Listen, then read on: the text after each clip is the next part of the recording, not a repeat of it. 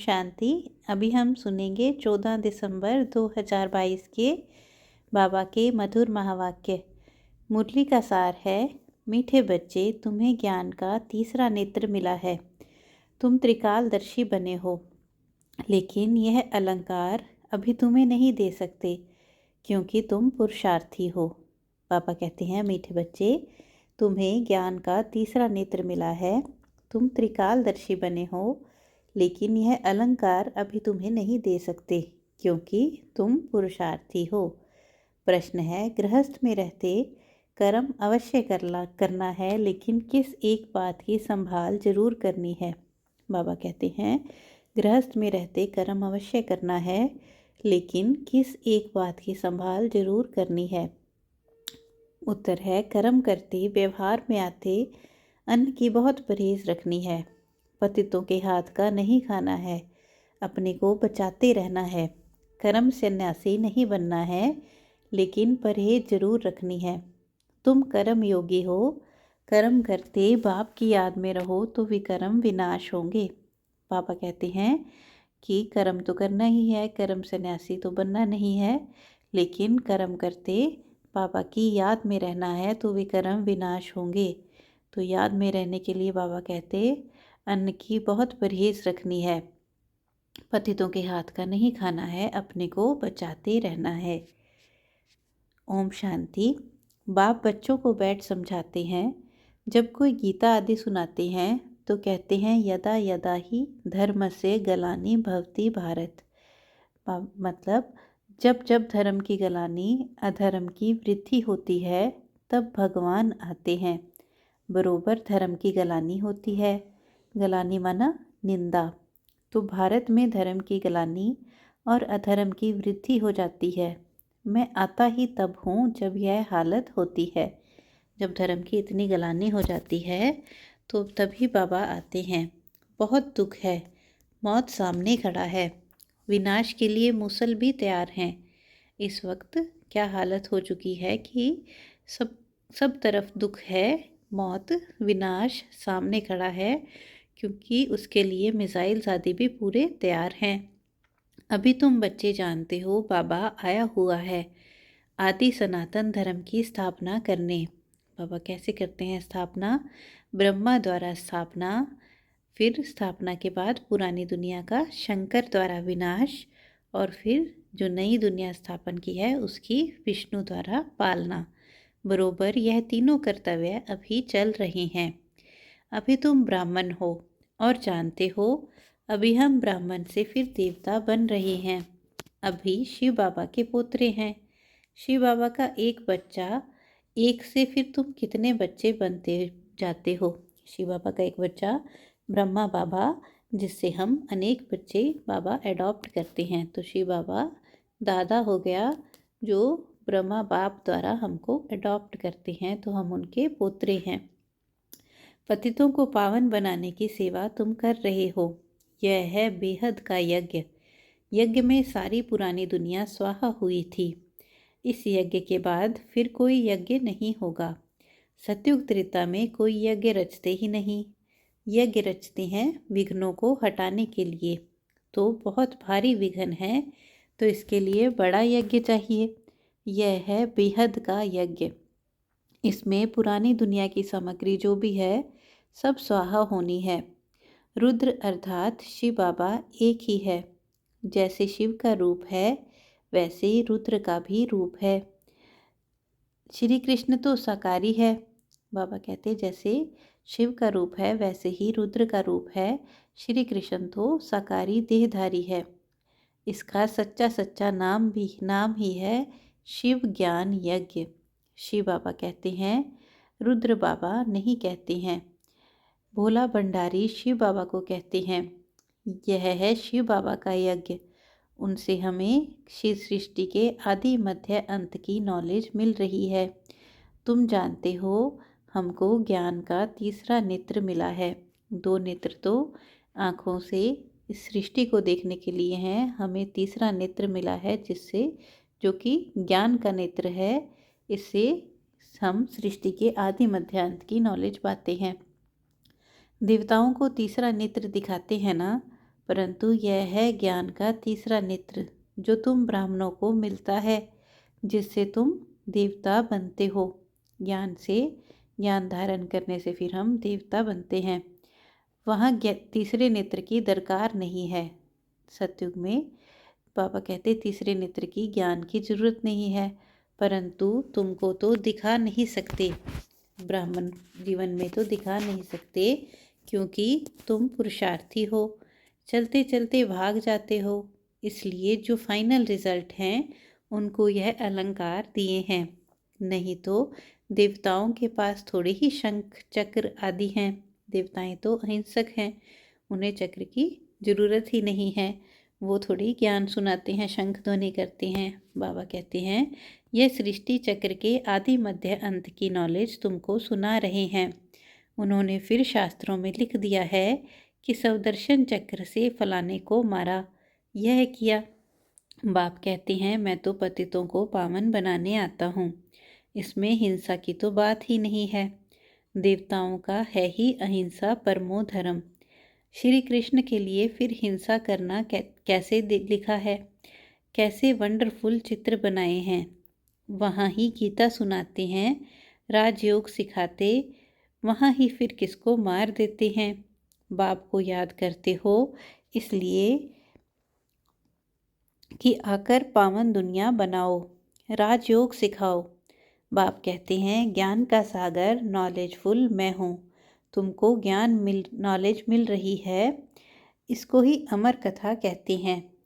इससे जो हमें बाबा से ज्ञान सागर से नॉलेज जो मिल रही है, बाबा कहते हैं इसी को ही अमर कथा कहते हैं।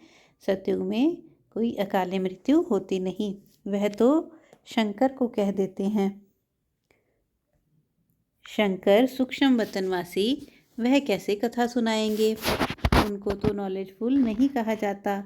शिव बाबा सारे सृष्टि चक्र का राज समझाते हैं। बाबा कहते हैं वह तो शिव शंकर को एक कह देते हैं। शंकर सूक्ष्म वतनवासी, वह कैसे कथा सुनाएंगे। शंकर तो सूक्ष्म वतन में रहते हैं, तो वह क्या, वहाँ पे तो आवाज़ नहीं होती है, सिर्फ मूवी होती है, टॉकी नहीं होती है। तो बाबा कहते वह कैसे कथा सुनाएंगे, उनको तो नॉलेजफुल नहीं कहा जाता। शिव बाबा सारे सृष्टि का राज समझाते हैं, जो नॉलेज कोई के पास है नहीं। बाप धनी को न जानने का कारण ही ऑर्फन बन पड़े हैं, लड़ते झगड़ते रहते हैं। सतयुग में कोई झगड़ा होता ही नहीं, न रोना न पीटना, इसलिए मोहजीत राजा की कथा सुनाते हैं।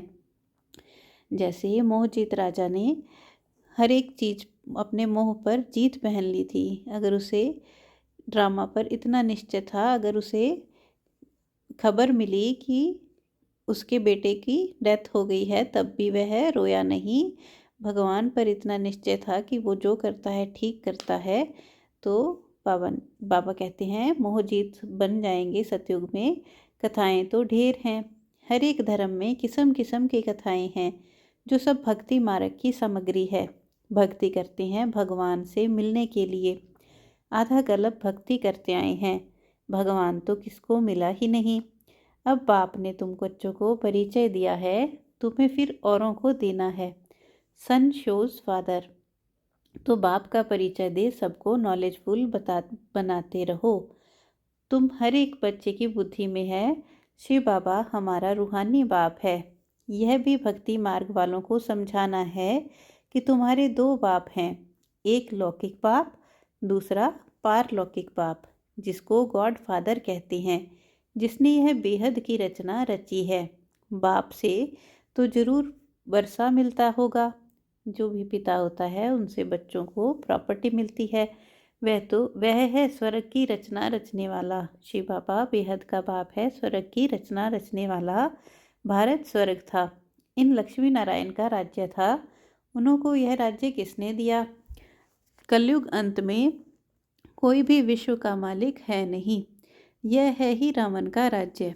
खुद भी कहते हैं हमको राम राज्य, नई दिल्ली में दैवी राज्य चाहिए था। राम राज्य है सतयुग त्रेता, रावण राज्य है द्वापर कलयुग। द्वापर से ही भक्ति मार्ग शुरू होता है, विकार भी शुरू होते हैं, जिसकी निशानियां भी हैं। जगन्नाथपुरी के मंदिर के बाहर देवताओं के गंदे चित्र बनाए हैं। द्वापर में जो चित्र बनाए हैं वो देवताओं के गंदे चित्र बनाए हैं। तो बाबा कहते तब विकार शुरू हो जाता है। ताज तख्त आदि वही है, सिर्फ चित्र विकारी दिखाती हैं। जब देवताएं वाम मार्ग में गिर जाते हैं तो फिर धरती की उथल पुथल होती है।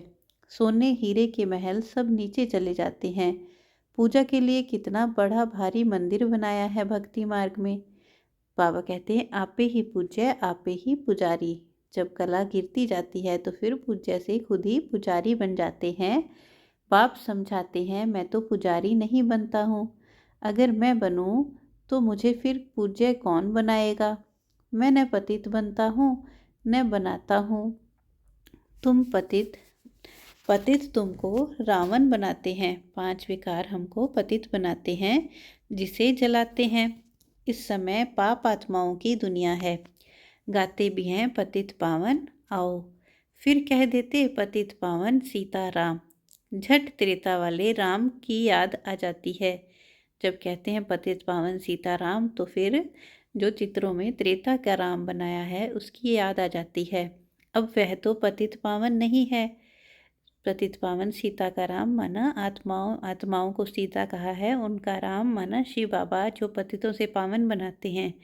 बाबा कहते अब वो दूसरा राम जो है देवता राम देवता, तो वह तो पतित पावन नहीं है राजा राम। बाप यह सब बातें समझाते हैं। तुम सब सीताएं हो द्रौपदियां हो, एक ही बात नहीं है। द्रौपदी को 5 पति दिखाते हैं। बाबा कहते ऐसी बात है नहीं। भारत ही प्राचीन पवित्र खंड था, क्योंकि पतित पावन परमपिता परमात्मा का बर्थ प्लेस है। पतितों को पावन बनाने वाले परमात्मा यहाँ पे आते हैं तो उसको पवित्र बनाते हैं, पवित्र खंड बनाते हैं। उसने यहाँ आकर पतित नरकवासियों का उद्धार किया है। सब धर्म वाले गॉड फादर को याद करते हैं, क्योंकि सब तमो प्रधान हैं। इब्राहिम बोथी आदि सब इस समय हाजिर हैं। पहला नंबर ब्रह्मा भी पतित दुनिया में है, तो और कोई वापस कैसे जा सकता। अभी सभी इस समय कब्र दाखिल हैं। बाप आकर सबकी गति सदगति करते हैं। विकारों की कब्र में दबे हुए हैं तो बाबा आकर सबकी सदगति करते हैं। सतयुग में भारत पवित्र था। देवताओं के आगे गाते भी हैं सर्वगुण संपन्न संपूर्ण निर्विकारी 16 कला संपूर्ण। इसका मतलब अगर वो संपूर्ण निर्विकारी हैं तो हम विकारी हैं। इस समय सब विकारी हैं। सबको निर्विकारी बनाने वाले बाप को आना पड़ता है। तो पतित पावन बाप ठहरा, ना कि पानी की नदियाँ। वो तो गंगा को पतित पावनी कह देते हैं। बाबा कहते पतित पावन ज्ञान सागर से निकली हुई यह ज्ञान गंगाएं हैं। शिव शक्ति सेना है। शिव से ज्ञान का कलश मिलता है। बाप कहते हैं बच्चे गृहस्थ व्यवहार में रहते पवित्र बनो। कर्म भी जरूर करना है। यह है ही कर्म योग। कर्म संन्यास तो हो नहीं सकता। वह समझते हैं घर में खाना नहीं बनाते, भीख पर गुजारा करते हैं, इसलिए कर्म सन्यासी हैं। वह तो फकीर ठहरे।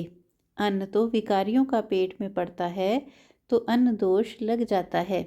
पतित घर से भल निकल जाते हैं, फिर भी जन्म तो पतित घर में लेना पड़ता है। तुमको भी अन्न असर करेगा, इसलिए परहेज रखी जाती है। पतित का अन्न नहीं खाना चाहिए। जितना हो सके अपने को बचाते रहो। कोई का बहुत झगड़ा भी हो जाता है। एक भाई ज्ञान में आता, दूसरा नहीं आता। ऐसे बहुत केस होते हैं। इतना बेहद का राज्य लेते हो तो ज़रूर कुछ झगड़े होंगे। कोई भी हालत में तुमको अपना बचाव रखना है। मुक्ति को तो कोई पाते नहीं, गपोड़े मारते रहते हैं। हम ज्योति में लीन होंगे। समझाते समझाते आखिर उन्हों की बुद्धि में भी आएगा कि यह बात ठीक है। सतयुग की आयु अगर लाखों वर्ष होती है तो संख्या बहुत बढ़ जाती। अगर सतयुग इतने लाखों साल चलता तो बाबा कहते कितने देवी देवता हो जाते। अभी तो संख्या ही सबसे थोड़ी है, क्योंकि कन्वर्ट हो गए हैं और धर्मों में। देवता धर्म वाले हैं सूर्यवंशी, राम को फिर क्षत्रिय निशानी दे दी है। अभी तुम रूहानी क्षत्रिय हो, माया पर जीत पाते हो। इसमें समझने की बड़ी बुद्धि चाहिए। योग भी बड़ा सहज है। आत्माओं का योग लगता है परमपिता परमात्मा के साथ। योग आश्रम तो बहुत हैं, परंतु वह सब हठ योग कराते हैं। यह थोड़े ही कहते हैं परमपिता परमात्मा के साथ योग लगाओ। तुम बच्चे जानते हो, बाबा हमको दलाल के रूप में मिले हैं। कहते हैं माम एकम याद करो तो खाद निकल जाएगी। मुझे एक बाप को याद करो तो विकारों रूपी खाद निकल जाएगी। याद करते करते मुक्ति धाम में चले जाएंगे। बाप बैठ समझाते हैं, बच्चे दुनिया का देखो क्या हाल हो गया है। तुम जो विश्व के मालिक थे अब बैगर बन पड़े हो। फिर बैगर टू प्रिंस बनना है। भारत बैगर है। पतित राजाएं पावन महाराजा महारानी के मंदिर बनाकर पूजा करते हैं। निराकार शिव बाबा की पूजा करते हैं। जरूर कुछ किया होगा। कितने मंदिर हैं तुम अभी जानते हो। 5000 वर्ष पहले भी आकर राजयोग सिखाया था। तुमने अनेक बार राज्य लिया है, फिर गंवाया है। अब फिर शांति धाम और सुख धाम को याद करो, दुख धाम को भूलते जाओ। यह सब विनाश होना है, फिर तुम स्वर्ग के मालिक बन जाएंगे। बाप कहते हैं, मैं तुम्हारा बेहद का बाप भी हूँ। तुमको बेहद का वर्षा देने आया हूँ। तुम्हारी दिल में खुशी है। हम अपनी राजधानी श्रीमत पर स्थापन कर रहे हैं, परंतु है सारा गुप्त। रावण पर जीत पानी है। गाया भी जाता है, माया जीते जगत जीत। 5 विकारों पर जीत पानी है। 5 विकारों का संन्यास करना है। खेवैया तो एक बाप है। सबकी सदगति करने वाले सतगुरु बेगर घोर अंधियारा है। भारत में तो बहुत गुरु हैं। हर एक स्त्री का पति भी गुरु है। फिर इतनी दुर्गति क्यों हुई? अगर गुरु ही सदगति करते तो बाबा कहते इतने गुरु हैं तो फिर क्यों इतनी दुर्गति हुई? कह देते हैं सब ईश्वर के रूप हैं, हम ईश्वर हैं। फिर योग किससे लगाएं? अगर सभी ईश्वर हैं तो फिर याद किसको करें? फिर तो भक्ति ही बंद हो जाए। फिर हे भगवान क्या है, किसको बुलाते हैं? अगर सब में ही ईश्वर है तो फिर बुलाने की बाबा कहते क्या ज़रूरत है? साधना किसकी करते हैं? खुद ईश्वर थोड़े ही कभी बीमार पड़ता है, परंतु कोई पूछने वाला नहीं है। डरते रहते हैं श्राप ना मिल जाए। वास्तव में श्राप देने वाला है रावण। 5 विकार श्राप देने वाले हैं। बाप तो वर्षा देते हैं। रावण दुश्मन है इसलिए जलाते हैं। निशानी भी है कि जो रावण है वही श्राप देते हैं, इसीलिए उन्हें जलाते हैं। लक्ष्मी नारायण के चित्र को कब जलाते हैं क्या? बिल्कुल नहीं। रावण क्या चीज़ है अभी तुमको मालूम पड़ा है।